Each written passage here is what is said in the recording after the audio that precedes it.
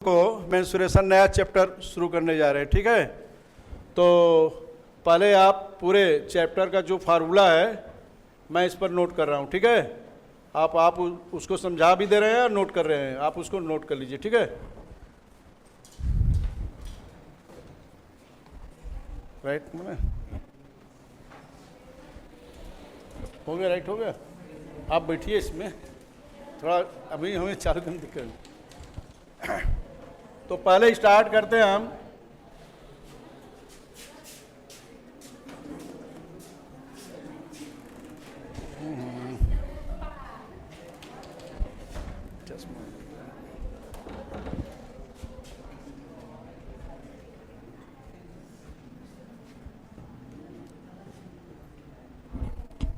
पूरा हाथ डालिएगा तो अपने आप ही देख होगा उसको करने की। अच्छा,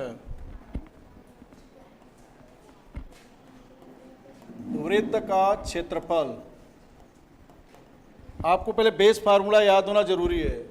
वृत्त का क्षेत्रफल होता है पाई आर स्क्वायर। ये आपका वृत्त है और इसके अंदर का जो जगह होता है इसे क्या कहते हैं? क्षेत्रफल, ठीक है, एरिया। और वृत्त के परिधि, इसी से आपका पूरा फार्मूला बनेगा। पूरा जितना है, चाहे आपका सिलेंडर माने जो बेलन है, शंकु है, या जो है स्फीयर, तो वृत्त की परिधि 2 पाई आर। और वलय का क्षेत्रफल, वलय का अभी हम समझा देते, इसके बाद आप नोट करिएगा। वो वलय का क्षेत्रफल होता है pi capital R square minus small R square. किसी भी चीज़ का हमें वॉल्यूम निकालना होता है, आयतन निकालना होता है, तो उसके बेस के क्षेत्रफल में जो भी उसका बेस रहता है उसमें हम हाइट का अगर गुणा कर देते हैं, ऊंचाई का, तो उसका आयतन आ जाता है। किसी भी चीज़ का हमें आयतन निकालना हो, जैसे हमारा बेलन हो, ठीक है, तो उसका आधार क्या है? आधार का क्षेत्रफल क्या है? Pi R square. और इसका आधार कैसा होता है? बेलन का सर्कुलर होता है, वृत्ताकार, ठीक है। तो अगर हमें आयतन निकालना है जैसे बेलन का, तो बेलन का आयतन क्या होगा? बेलन का आयतन volume of cylinder equal to क्या होता है? Pi R square H. देख रहे हैं, इस आधार जैसा आधार है उसके आधार में एच का ये फिगर है सामने, इसको हम आर कहते हैं और ये एच है, ठीक। तो इसके आधार कैसा है? सर्कुलर है। तो एरिया आप बेस में हाइट का गुणा कर दे तो इसका क्या आ गया? वॉल्यूम आ गया। फिर बेलन का ये पूरा चैप्टर है, आज मैं लिखा देता हूँ, प्रैक्टिस करके आप पहले फार्मूला आइए, ठीक है। और कैसे बनाते? बस इसी में एच बढ़ाते जाइए। बेलन का वक्र पृष्ठ बराबर, देखो इसमें परिधि में जो बेलन का वृत्त का जो सरकमफ्रेंस होता है, वृत्त की परिधि जो होती है, उसी में एच बढ़ा देंगे तो इसका कर्व सरफेस एरिया आ जाता है। बेलन का वक्र पृष्ठ को क्या कहते हैं? Curve surface area. पढ़ेंगे आगे तो अभी से जानते रहिए इंग्लिश में थोड़ा। तो बेलन का कर्व सरफेस एरिया या बेलन का वक्र बराबर क्या होगा? 2 पाई आर एच। अगर मान लीजिए बेलन खोखला है, बेलन खोखला है, तो खोखले बेलन का आयतन क्या होगा? ठीक है, खोखले बेलन का आयतन होगा, देखिए यहीं जो ये वलय है उसी में केवल एच बढ़ा दो। उसी में क्या बढ़ा देंगे? Pi capital R square minus small R square into H, जहाँ की आर क्या है? बाहरी त्रिज्या है। जैसे है फिगर आपका, ए है, ए स्मॉल आर है, और ये जो होता है बाहर से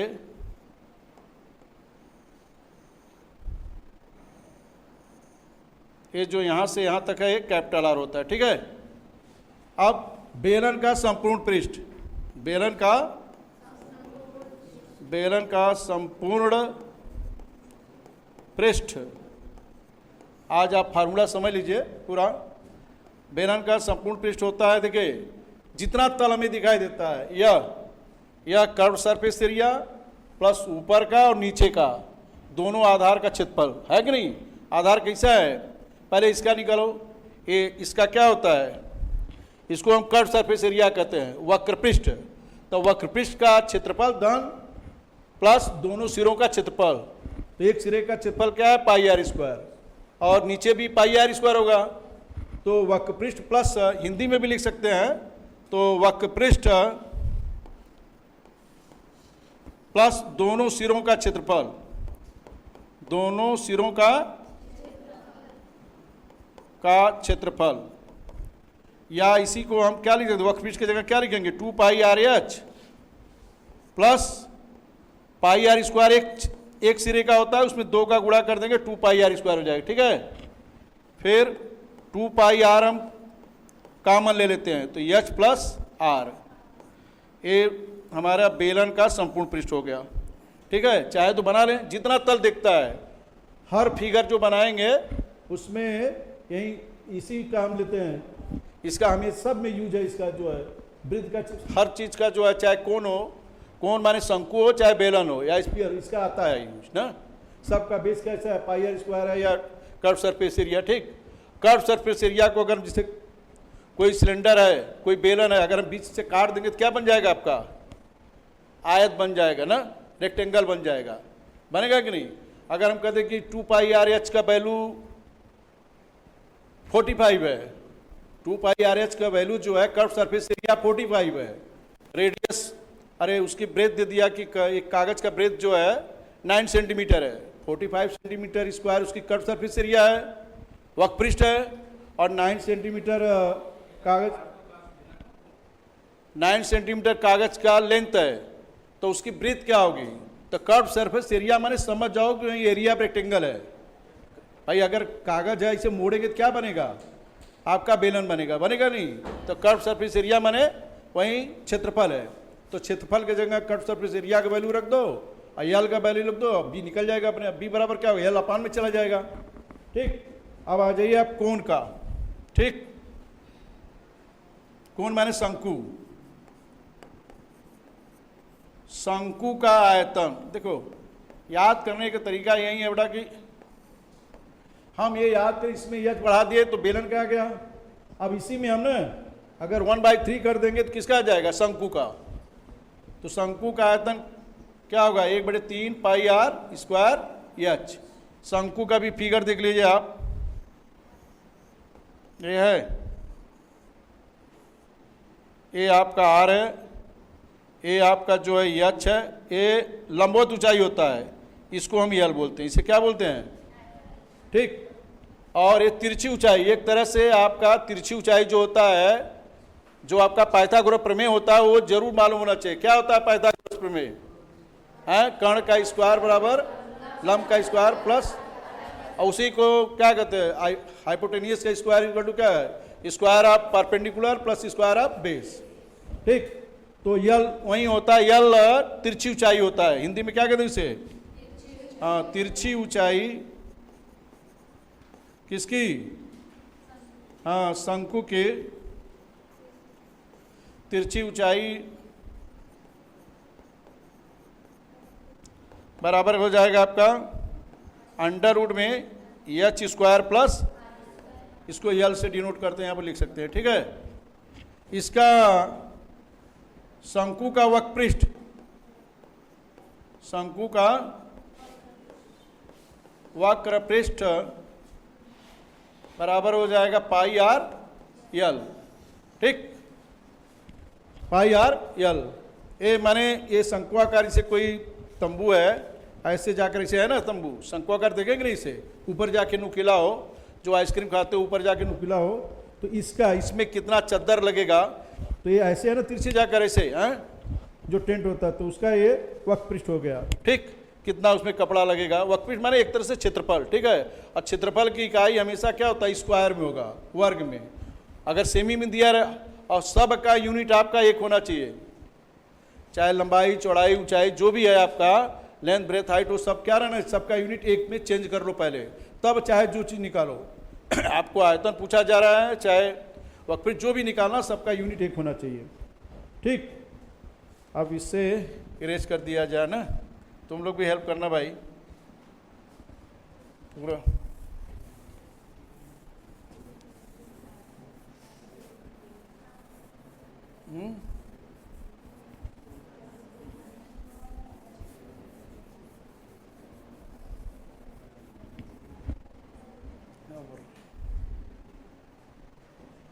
ठीक भाई ना। अब देखें शंकु का संपूर्ण पृष्ठ, शंकु का संपूर्ण पृष्ठ। अब पाई का मान आप जानते हो ना, पाई का मान क्या होता है यार 3.14 ना, 3.14।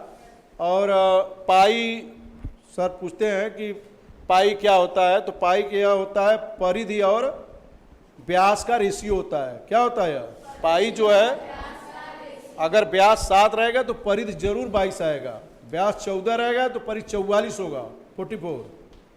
माने यह किसका अनुपात होता है, परिधि और व्यास का अनुपात होता है। पाई से आप क्या समझते हो, what do you understand by pi? तो यह जो है this is the ratio of circumference and diameter. ठीक है, तो संपूर्ण पृष्ठ किसका, शंकु का संपूर्ण पृष्ठ क्या हो जाएगा, देखो यह जो है संपूर्ण पृष्ठ में पूरा आ जाएगा भाई ना, देखिए ठीक है। संपूर्ण पृष्ठ में यह, इसको हम क्या कहते हैं, पाई आर यल, क्या कहते हैं इसको, प्लस आधार का क्षेत्रफल। आधार कैसा है, सर्कुलर है, वृत्ताकार है, तो क्या हो जाएगा पाई आर स्क्वायर। कॉमन लेंगे पाई आर और ब्रैकेट में क्या हो जाए यल प्लस आर। ये याद रहना चाहिए आपको। ठीक, हमें अगर वृत्त का आधार का क्षेत्रफल मालूम शुरू से देखो है, पाई आर स्क्वायर है, 2 पाई आर है, फिर क्या है pi capital R square minus small R. अब हम अगर हम दूसरा बेलन शुरू करते हैं, अगर एच बढ़ा देते हैं तो किसका हो जाता है, बेलन का आयतन। और फिर अगर हम जो परिधि है वृत्त का उसमें एच बढ़ा देते हैं तो वक्रपृष्ठ आ जाता है, किसका आ जाता है, बेलन का। और वलय में कर देते हैं तो खोखले बेलन का आयतन आ जाता है। ठीक है, आता है कि नहीं।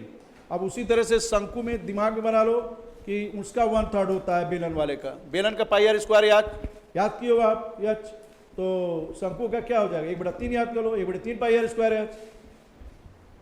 और शंकु का अगर हमें तिरछी ऊंचाई पहले निकालेंगे तब ना वक्रपृष्ठ चाहिए हमें, तो शंकु की तिरछी ऊंचाई बराबर क्या होता है, वही पाइथागोरस प्रमेय वाला, कर्ण में H square plus R square.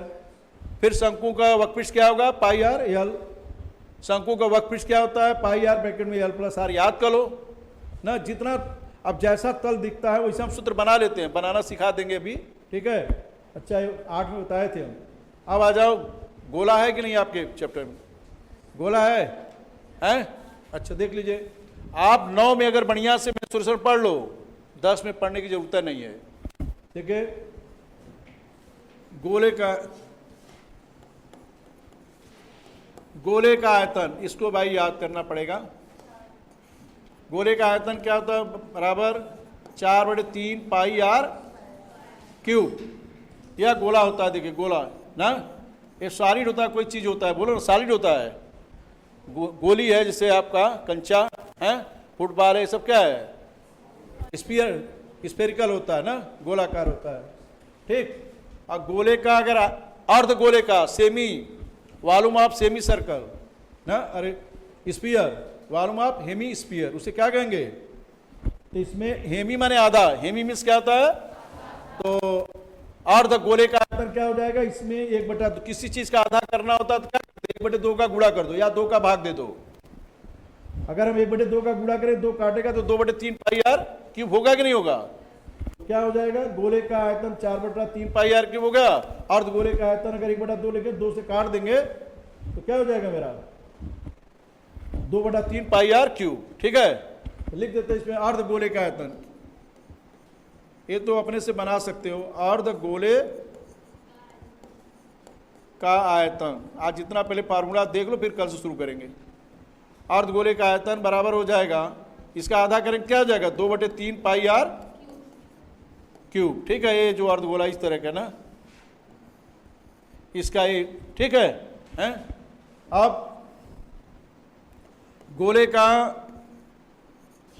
पृष्ठीय क्षेत्रफल, गोले का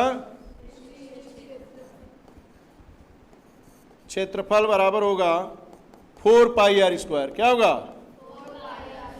अर्ध गोले का बिना सूत्र से नहीं काम चलेगा। अर्ध गोले का पृष्ठीय क्षेत्रफल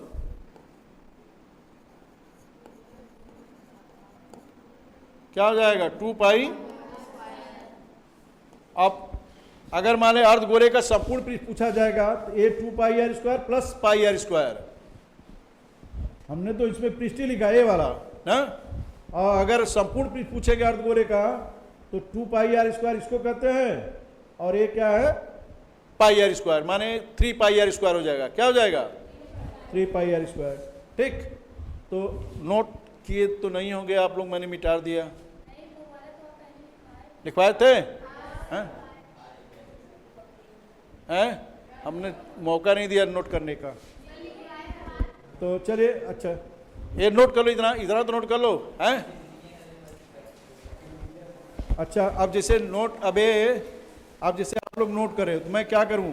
इसको बंद करना होगा हैं कि रहने दे अभी ना? चलो, तो इतना दिन का, चलो चलो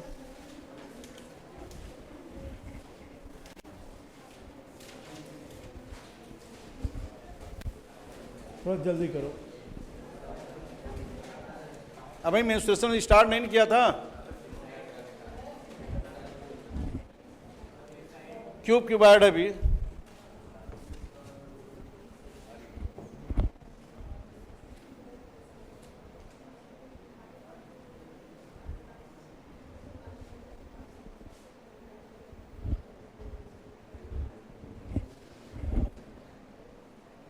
आ जाएगा धीरे धीरे चलाने।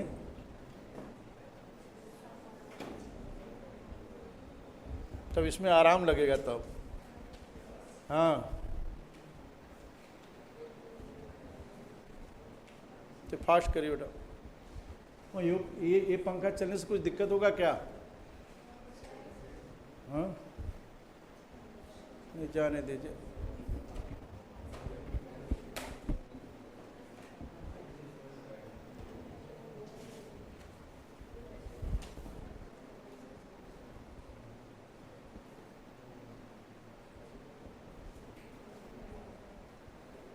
पहले फार्मूला बनाना सीख लो, तो खुद ही अपने आप निकाल लोगे।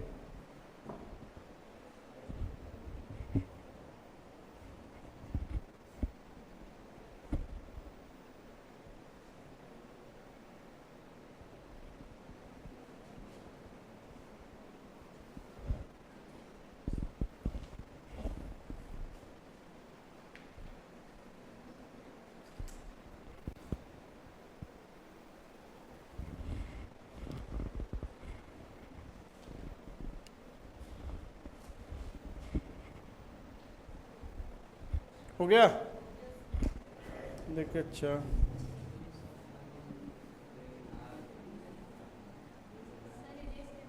यहाँ से करते पूरा हो जाएगा क्या? हाथ से? हाँ, वो उसको हो ही जाएगा। हम सोच रहे एरो से पूरा हो जाएगा। हैं? नहीं, चलो हो गया। देखिए,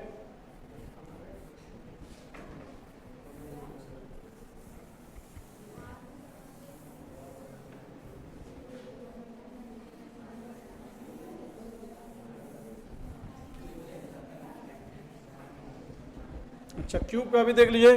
ठीक है?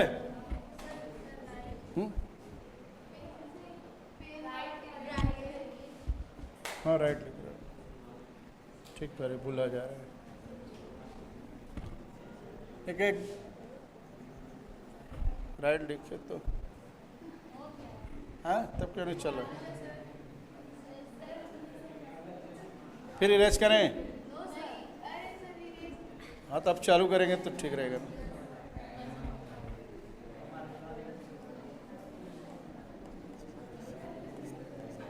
घनाभ का आयतन लिख लो, L गुणे B गुणे H। यह है घनाभ आपका फिगर आपको नहीं बनाना है,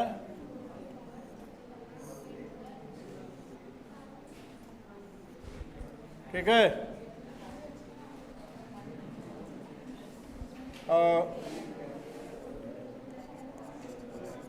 घनाभ का संपूर्ण पृष्ठ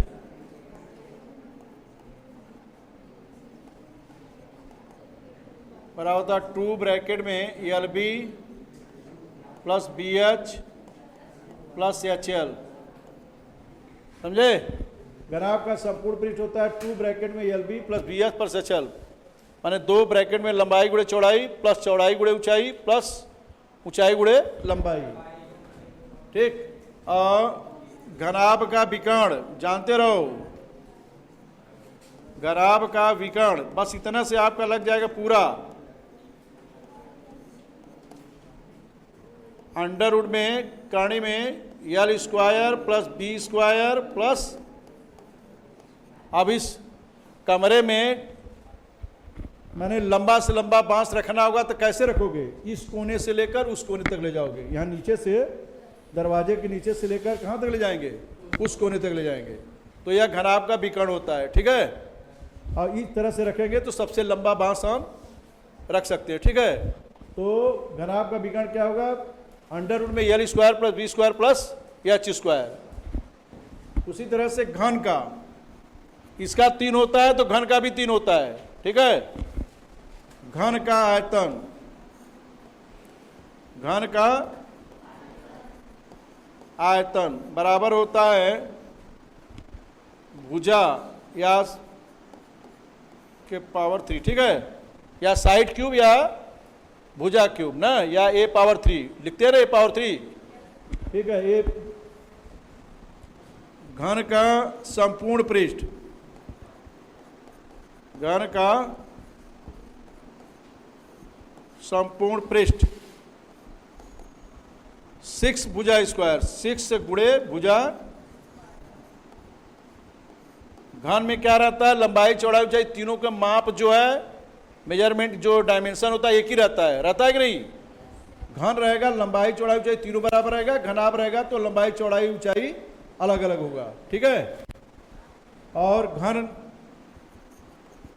का विकर्ण, घन का विकर्ण बराबर होता है भुजा अंडर रूट 3 होता है, ठीक है। भुजा इंटू रूट में 3 होता है, ठीक। ये घन का विकर्ण हो गया। और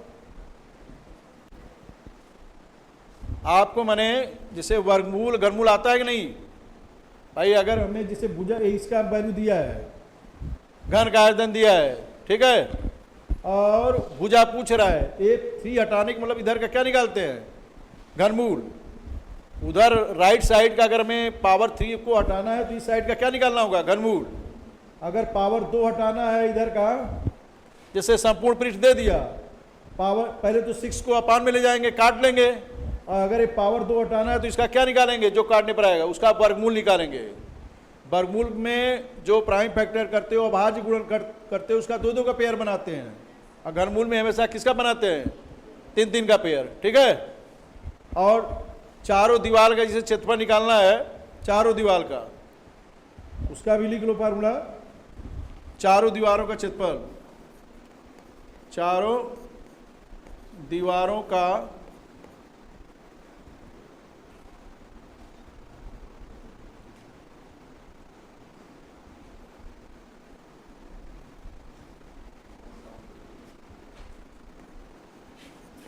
चारों दीवारों का क्षेत्रफल बराबर 2 ब्रैकेट में L plus B into H, ठीक। देखो फार्मूला जब तक किसी तैयार नहीं रहेगा तब तक पढ़ाई मेहनत नहीं, तुम लोग याद करके आओ, फिर अगला एक पहले घनाभ से चालू करेंगे, घनाभ से चालू करेंगे, फिर आपका घन पढ़ाएंगे, तब आपका बेलन, शंकु और स्फीयर होगा, ठीक है। और यही 9 का ही आपका 10 में है, पूरा 9 का। हाँ, ये आपको मालूम रहना चाहिए क्या निकाल, जिसे इसको क्या बोलते हैं, इसको ये वक्पृष्ठ बोलते हैं, क्या बोलते हैं। और जब इधर का भी हो गया, मान लीजिए पेन ऐसा, ए पेन है, ये देख रहे हो, ये वक्पृष्ठ हो गया ना, और ए मिला, ए पाई आर स्क्वायर होगा कि नहीं, वृत्ताकार है ना, सर्कुलर है कि नहीं है तल, और ये भी सीट क्या है, इधर भी होगा उतना, तो ये संपूर्ण पृष्ठ हो गया। क्या हो गया है, माने ये भी हो गया, ये भी हो गया ना, और संपूर्ण पृष्ठ है, अरे वक्र पृष्ठ है, बस इतना ही माना करो, ठीक ना। आपको वर्गमूल घनमूल आना चाहिए बढ़िया से, ठीक। पाई का भी बताया था ना, पाई का मान क्या होता है, हैं? और यह परिधि और व्यास का क्या होता है, संबंध, रेशियो होता है, ठीक है। और इसके बाद वर्गमूल हो गया, घनमूल हो गया, और आपको जो क्वाड्रिलेटरल है, चतुर्भुज है, चतुर्भुज के काइंड्स कितने होते हैं, जैसे पढ़ा रहा हूँ ना किताब में, चतुर्भुज वैसे हम अभी 5 बताया, 6 होता है, ठीक है। जैसे पहले क्या होता है, पैरेललोग्राम माने समांतर चतुर्भुज। समांतर चतुर्भुज की क्या होती है, आमने सामने। अबे ये तो नोट कर लेना आप लोग अभी, मगर देखिए पहले हम क्या है, देखिए चतुर्भुज पढ़ाए ना दिमाग से होकर आते आते आएगा, हैं? इसको हाँ, अच्छा शेप में, तो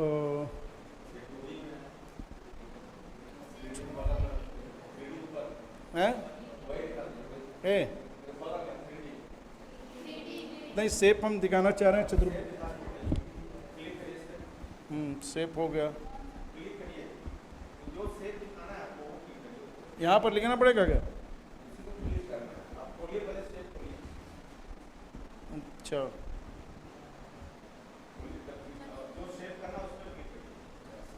यहाँ पर देखे,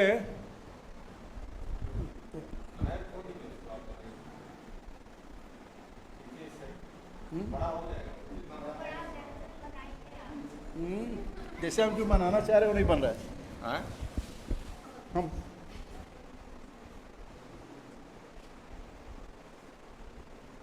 हम बना ले अपने हाथ से, क्या दिक्कत है। ये तो वर्ग हो गया, नहीं हम समांतर चतुर्भुज बनाना चाहते हैं, ये वाला, ये वाला।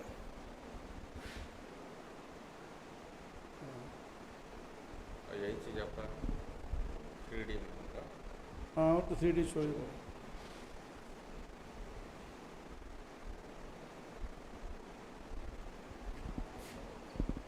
अच्छा देखिए, तो समांतर चतुर्भुज में क्या परिभाषा, अभी प्रमेय आप लोग सिद्ध किए हो।